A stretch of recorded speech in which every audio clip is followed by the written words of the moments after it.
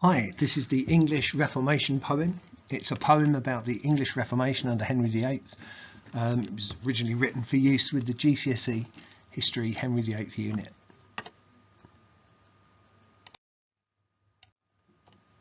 When Henry first sat on the throne, a good Catholic king was he.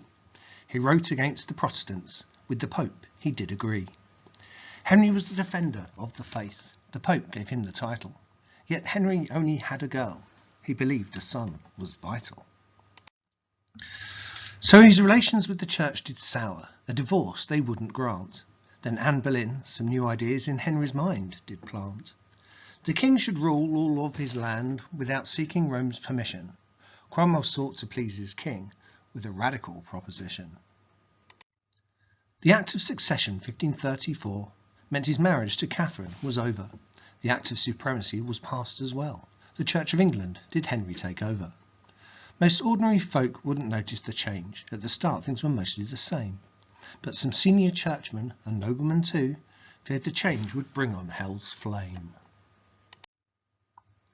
Cromwell and King feared rebellion. The oath of succession was quickly devised. Refusing to swear it was treason. Those not loyal were quickly chastised.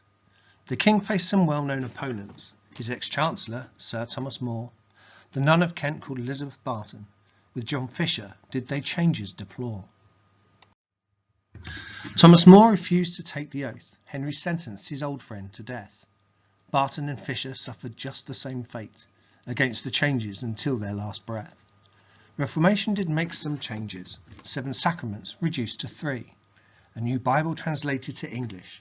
Fewer relics and statues to see. But the changes proved too much for Henry. To his Catholic heart he returned. His 6 articles again made priests celibate. If you didn't agree, you were burned. As the head of England's church, over monasteries he did tower. He chose to close the whole lot down, to gain huge wealth and power. Henry wanted to find out the wealth the monks possessed. The Valor Ecclesiasticus saw Henry's wish expressed. 1/3 of England's precious land the monasteries did own, with 160 grand a year that could go to the throne.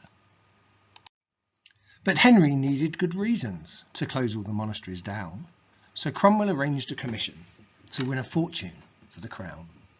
Cromwell's agents did their job. The visitations found great sin, smuggling, sex and corruption amongst the monks and nuns within.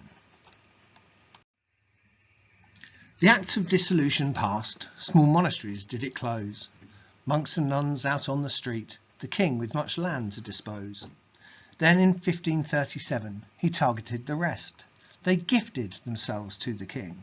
Wealth and land did now Henry possess. The great winner was clearly King Henry. He had money to fight wars for glory.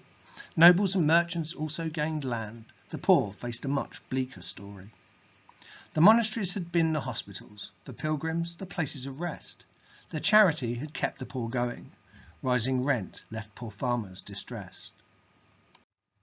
The backlash was not long in coming. Poor harvest increased peasants' wrath.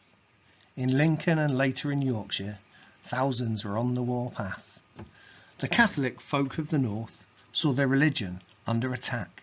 They believed that their churches were next. They wanted a chance to fight back. Some northern lords also joined them, hating Protestant low-born Cromwell. With respectable men as their leaders, the rebellion continued to swell. But Henry was angry and vengeful. He sent an army and issued a threat. Property gone, death for treason, leaving Lincolnshire lords in cold sweat. The Lincoln rebellion was over, but the Yorkshire rebellion grew fast, with an army of near 40,000 under leadership of Robert Aske. York and Hull and Pontefract Castle all fell to the Pilgrims of Grace. Their rebels marched on to Doncaster Bridge. There Henry's army they stood ready to face. The Duke of Norfolk was outnumbered. Negotiation was his only chance. The king would listen to the Pilgrims' demands, were they no more to advance.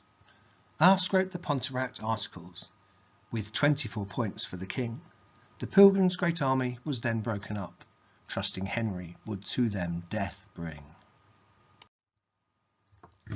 When in January 1537 no promises had been fulfilled, the Pilgrims began to reform again, so now Henry had them all killed.